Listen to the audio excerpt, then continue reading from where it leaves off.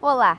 O tema do nosso vídeo é a sociedade pós-moderna, período referente ao final do século XX e ao século XXI, a sociedade a qual nós vivemos. Bauman também a chama de modernidade líquida, e esse é o tema do nosso documentário. Veja a seguir.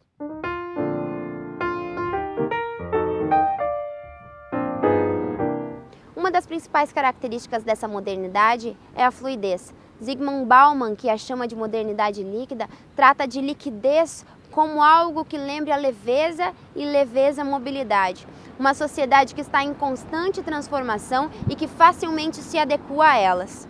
Outra característica que devemos evidenciar é a efemeridade, a característica daquilo que é volátil, com pouca duração. É assim que ele trata dos laços sociais da sociedade pós-moderna, dessa sociedade líquida. Estima-se que daqui a 3 gerações a palavra sempre possa ser considerada arcaica. O filósofo Lipovetsky faz uma relação entre as duas sociedades, pensadores e passadores. Na modernidade, período onde a ciência se incluía como um meio de transformar o mundo, as pessoas liam livros pela simples obtenção de conhecimento, a fim de elevar o espírito crítico, promover uma reflexão. Hoje, na sociedade pós-moderna, as pessoas não têm mais tempo de pensar ou refletir. Elas caminham para o mesmo alvo de qualidade de vida. Então elas leem a fim de ter uma qualidade de vida melhor. Os livros passaram a ter títulos como Como surpreender o seu marido em 12 dias, Como fazer quase tudo ou Como enriquecer em apenas 12 meses. Bauman afirma que esse período caracteriza-se também pela individualidade. As pessoas que viviam anteriormente ligadas às tradições, aos costumes, à religião, aos fatos que exerciam coerção sobre si mesmas, vivem agora a sua própria vida, a sua individualidade. Para isso, nós não podemos desconsiderar a ação da inovação tecnológica, que juntamente com a globalização surtiram grandes efeitos na sociedade pós-moderna. Duas dessas mudanças são o que Paul Virilio chamou de acronia e atopia.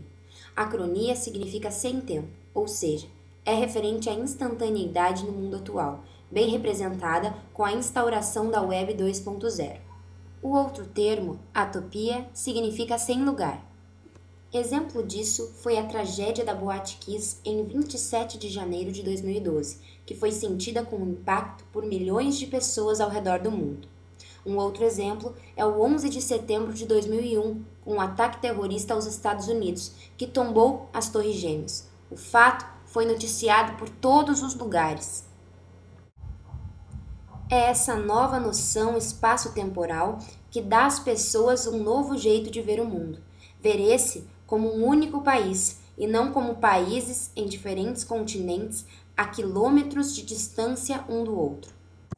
Lipovetsky diz que os grandes meios de comunicação de massa estimulam o corte umbilical entre o indivíduo e a sua comunidade. Para ele, a televisão em casa acabou com as idas regulares ao café, aos encontros à tarde. Então, os novos laços sociais se reformularam. O leque de referências gerou um ser desinstitucionalizado e, segundo ele, disposto a dirigir a si mesmo.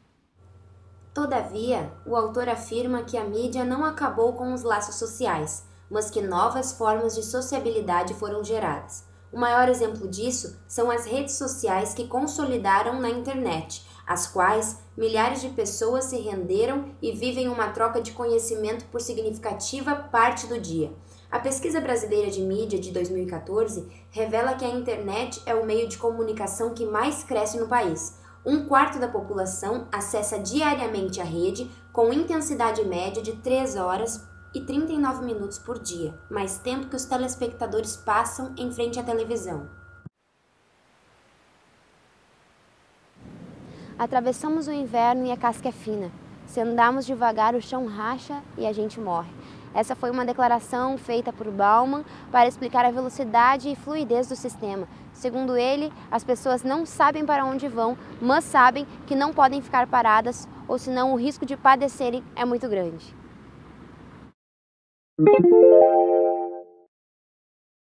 Pensando um pouco o contexto de modernidade líquida, que é, digamos, a obra mais marcante do Bauman, o Bauman é filósofo polonês, enfim, que trabalha, ele lança a modernidade líquida em meados dos anos 2000.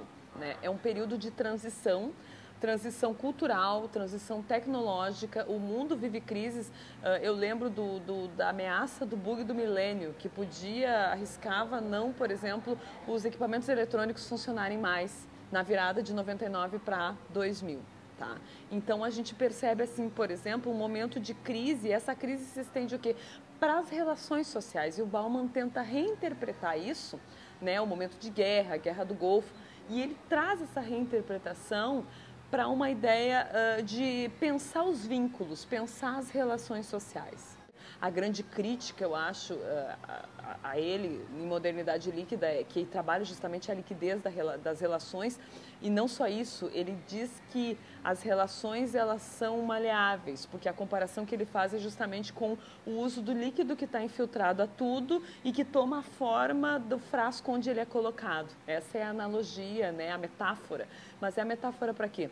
Da liquidez das relações, quer dizer que tudo é efêmero, tudo é raso, tudo passa, as pessoas vivem a questão muito da instantaneidade, e ele vai falar isso aqui num contexto em que a internet está se democratizando, está surgindo. Ele fala isso num contexto social, fala a seu tempo. Eu acho que esse é o ponto.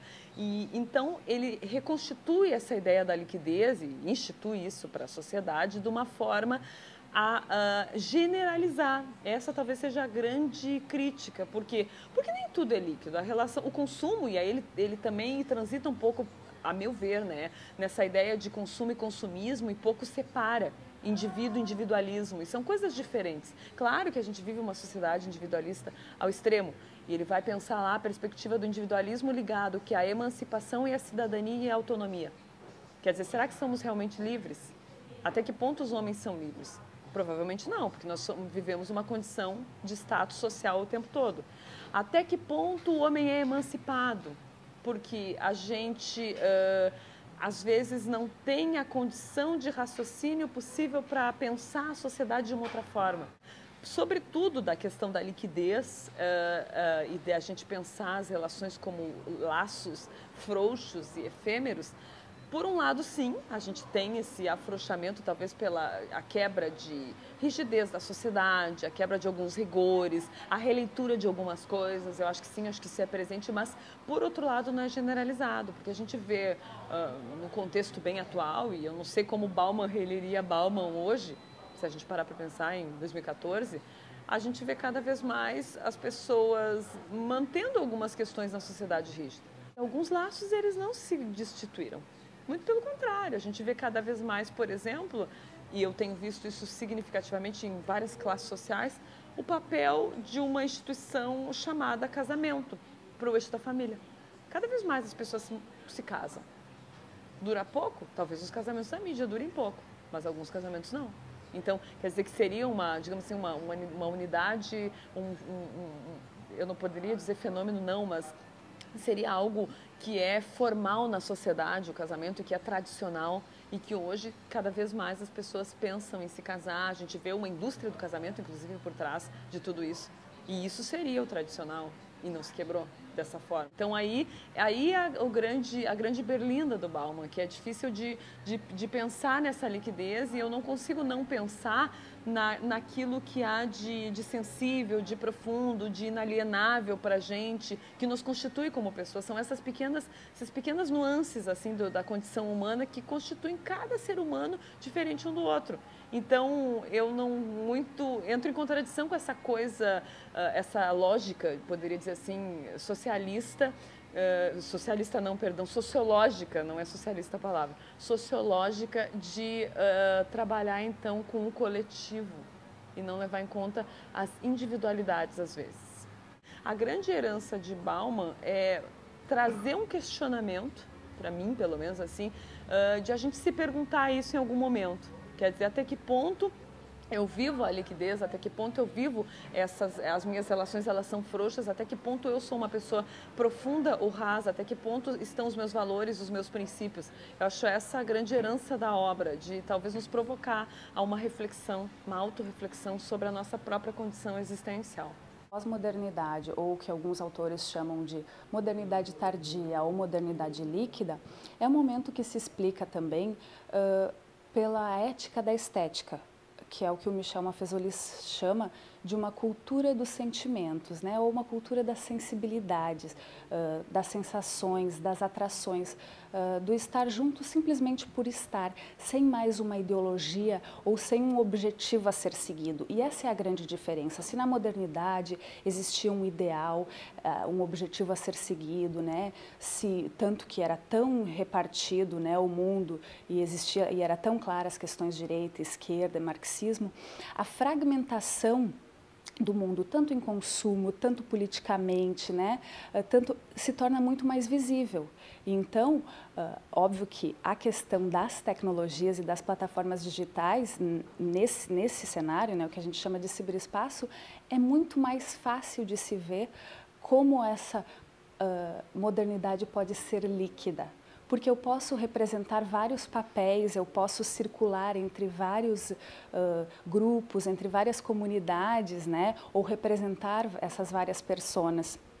E esse, sem ter um objetivo, simplesmente por vínculos, porque há outros vetores que a gente chama de interação ou de socialidade, que são o hedonismo, ou o prazer, o consumo, a aparência, e isso são coisas centrais que mudaram, né? Até então, enfim, a modernidade tinha outras questões voltadas para a família, né? Para a intimidade, reservadas, a esfera pública era diferente. E o ambiente digital, ela traz um outro contexto para a esfera pública e um outro contexto também para o que é ser público, né, e o que é mesmo intimidade. O próprio conceito de intimidade muda porque hoje a intimidade é compartilhada, né? Então surgem outras questões de narcisismo coletivo, né, sem talvez necessariamente ser negativo, porque hoje ele pode estar ligado com essa coisa de nós estarmos compartilhando os nossos momentos do cotidiano, o nosso dia a dia, mas ele só se efetiva porque ele é compartilhado, né? Então ele não é só da ordem da vaidade, né? Ou da individualidade. E essa é uma das grandes questões, né? Quando da pós-modernidade ou da modernidade tardia, ou que alguns autores, como eu acabei de falar, o Bauman chama de modernidade líquida, né? Para o Bauman, a modernidade líquida traz a questão da individualidade, da solidão, do afastamento dos indivíduos. Para outros autores, como Maffezoli, em contraponto, a pós-modernidade ela é um vetor de agregação, porque nas redes, ao invés de eu estar me afastando, eu estou me agregando com os indivíduos. Então, óbvio que são questões teóricas, mas que a gente só pode verificar na prática. O que há, sim, de consenso entre todos os pesquisadores e de consenso na sociedade? Que a fluidez, e aí tanto entre Bauman e Maffezoli, é evidente que a fluidez faz parte das relações hoje. Por isso, e o que é essa coisa de eu poder circular entre lugares sem tanto apego, né? Então é essa a diferença, eu acho, e aí a gente verifica nas questões políticas, né? As pessoas vão para as manifestações, mas não necessariamente elas têm um objetivo de mudar o mundo, elas estão ali, às vezes, só pela agregação, pelo estar juntos. Então, o Maffezoli fala muito, e isso é a ética da estética, que é a cultura dos sentimentos, é um estar juntos simplesmente por estar, né? Sem ter necessariamente algo a realizar, talvez diferente das manifestações que ocorriam para o fim das ditaduras, né? Para o fim de tantas outras manifestações que houve até os anos 80. Enfim, na contemporaneidade ou na pós-modernidade, é evidente que os indivíduos eles se aproximam para formar vínculos por alguns vetores que são diferentes da modernidade. E esses vetores estão ligados, como eu já falei, pelo consumo, pelas aparências, pelos hobbies, né, ou pelos nossos gostos, seja a música, seja a moda, seja até questões políticas.